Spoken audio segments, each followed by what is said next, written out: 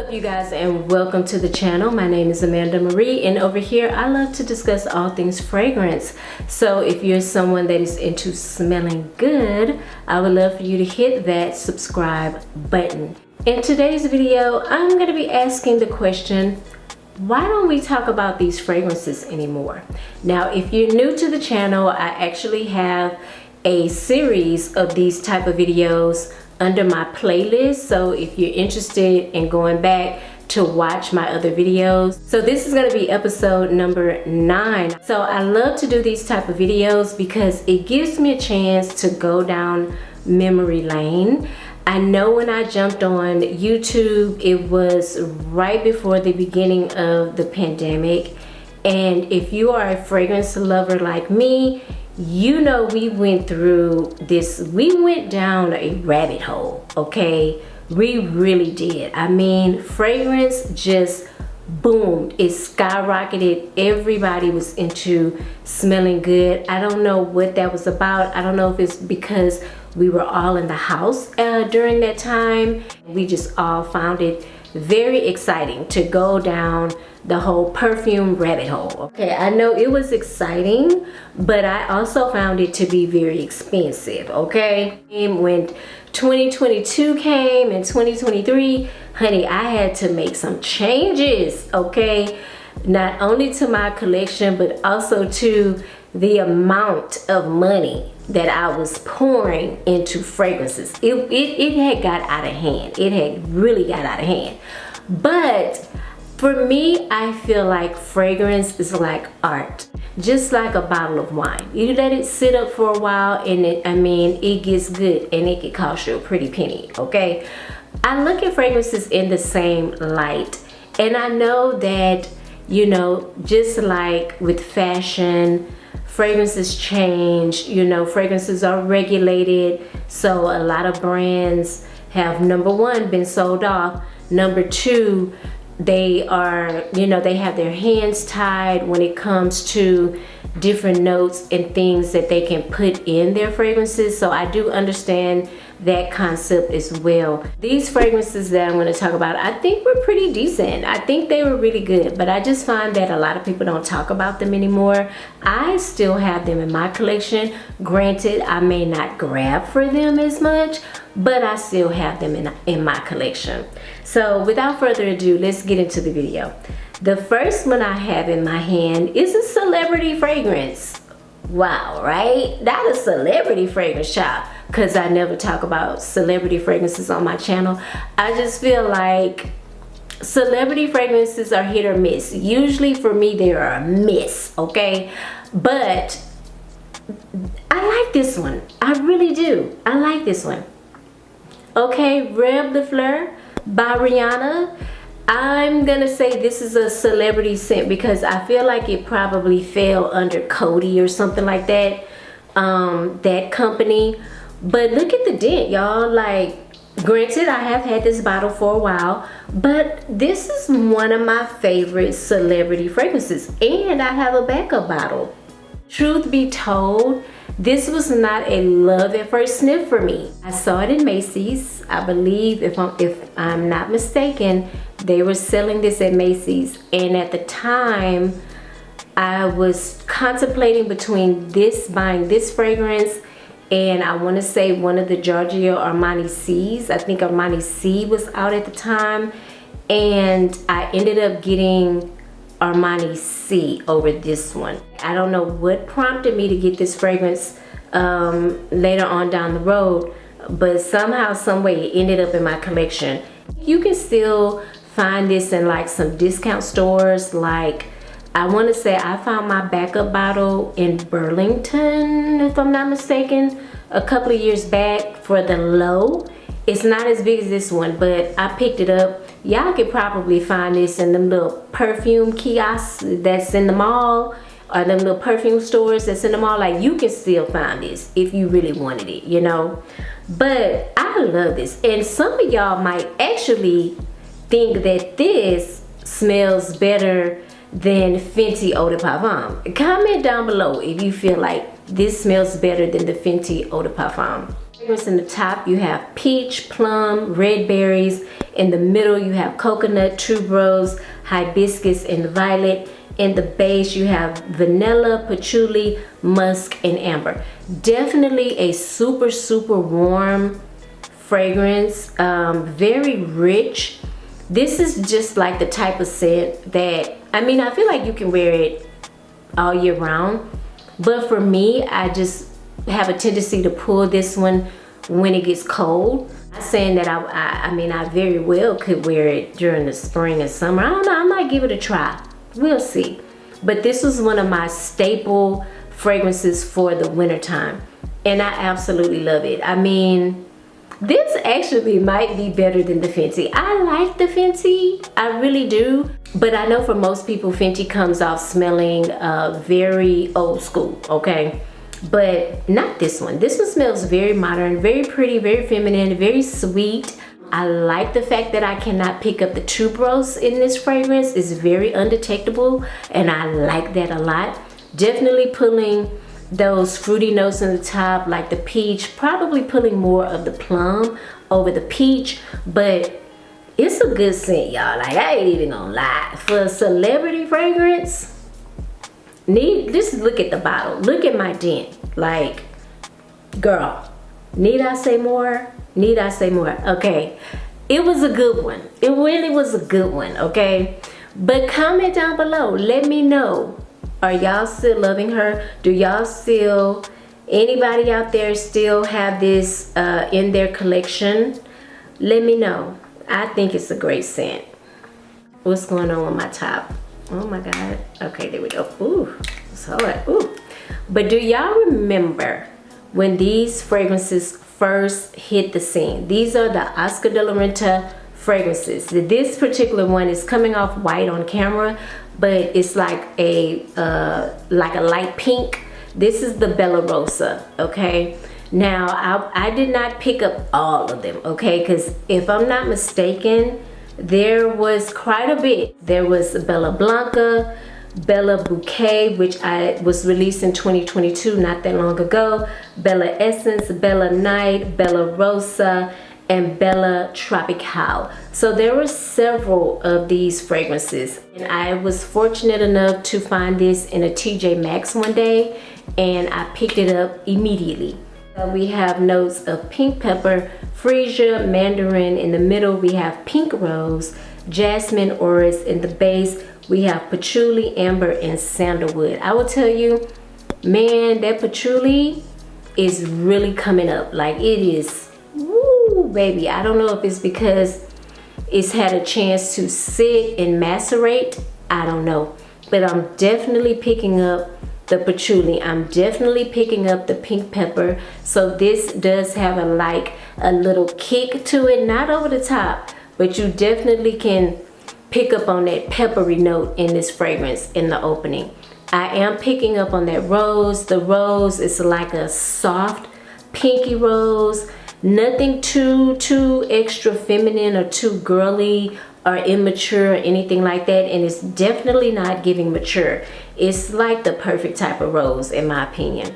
Picking up a little bit on the jasmine as well. So I would definitely say this is a rose fragrance with a hint of white florals and patchouli, okay? Like a warm, earthy, spicy type of scent, soft spice type of scent. Now that I've had this probably in my collection for about 4 years now, if I could go back, y'all know hindsight is 20/20, but if I could go back, I probably would not have picked this up. I didn't take a big hit to my pocketbook buying this fragrance, but if I was to walk in TJ Maxx or Marshalls right now and saw this, I probably would leave it, okay? Not because I don't like it, just because at this point, 5 years in the game, my rose fragrances are just hitting different. My rose game has elevated. Like, I just noticed that the rose fragrances that are coming out now are way more advanced than Bella Rosa, okay? She's cute, but she definitely cannot hold a candle to the rose fragrances that are coming out now. They're way more advanced. So yeah, but let me know, do you still have Bella Rosa in your collection, and are you still loving it? Some Mon Paris by YSL, and y'all see my bottle is full. This is a brand new bottle. Well, hear me out, hear me out. For me, fragrances are tied to a memory, and unfortunately this fragrance was bought for me by someone that I love dearly, and we no longer talk to each other. When I see this fragrance, I'm often reminded of him. This is why I don't pull for it that often. Not saying that, you know, things ended bad. I ended it, and he never wanted to talk about why I was ending it. So I guess I never really got the closure. I mean, do I need the closure? In all honesty, I don't need the closure. Because, you know, once a woman has her mind made up, it is what it is. And I guess he don't need the closure either because he never reached out to talk on about why I was ending things. I don't know. It's just, that's why I don't wear this fragrance that much. I actually really love this fragrance, especially when I first got it. I asked for it, and I don't know, girl, it's a lot, it's a lot. But anyway, Mon Paris by YSL. Now, the reason why I wanted to mention this is because this is what I would consider a fruit chuli. Now, I think perfumers back then, like 2 years ago, were starting to do this whole fruit chuli thing, okay? And it's when you run into a fragrance that is heavy on the fruits, but it has this heavy patchouli base. That's what I get with this fragrance. Like, I don't even have to look up the notes. It's strawberry here. Of course, there's something bright here in the opening, which I'm gonna chalk it up to maybe something citrusy, like a bergamot. You definitely get the strawberries or berries. It's some type of berries. Ooh, Oliver Crisp is one of the perfumers behind this fragrance. I love Oliver Crisp. But I went ahead and looked up the notes just to see, you know, if I know what I'm talking about, okay? But yes, you get strawberry, raspberry, pear, orange, tangerine, bergamot, cologne. You get peony, jasmine, Chinese jasmine, something called datura, orange blossom, 2 types of patchouli, Indonesian patchouli and regular patchouli leaf, white musk, vanilla, ambroxan, moss, and cedar. This is definitely the definition of what I would call a fruit chuli. You have all those heavy fruity notes in the top, strawberry, raspberry, pear, orange, and then you get hit with this heavy dose of patchouli, 2 types of patchouli.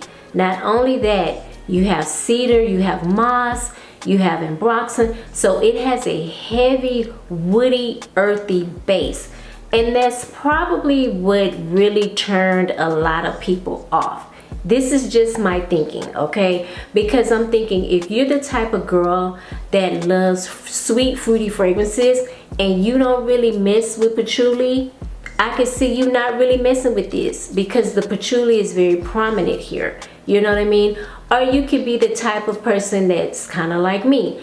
I don't really go for heavy, fruity fragrances all the time. I am that type of person that loves a nice, earthy, woody, patchouli base. You know what I'm saying? That's me. And when you combine the two, it's like a contradiction. It's like a, what? You know what I mean? It's like, what are we doing here? Like confusion, okay? Almost like confusion. So I think that is what kind of happened with this fragrance. I like this fragrance though, to be honest with you. I'm gonna put it on my display because I have, y'all, these are not all the fragrances I have in my collection. A lot of them I have in drawers in another room. But I'm gonna put this one out and I'm gonna intentionally wear it. I definitely can't wear it to work. The projection is crazy. Like, people can smell me before I even hit the door.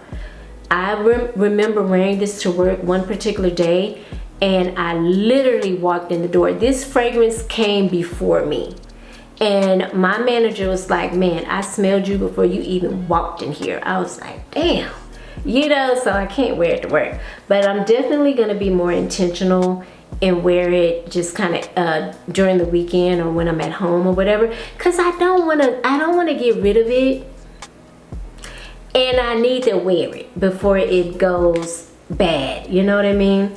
Y'all know they came out with a bunch of flankers for this fragrance.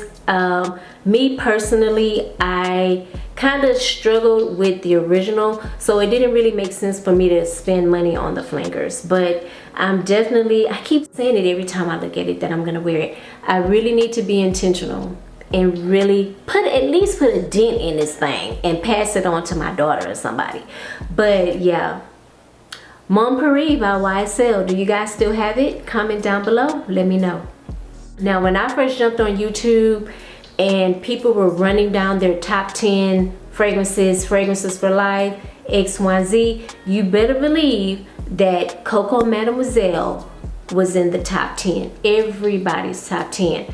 Well, honey, she must have fallen from grace, because I don't hear too many people putting her in the top 10 anymore. But I love Coco Mademoiselle. This is actually would be what I would consider a springtime scent right now. People probably like, girl, springtime, summertime.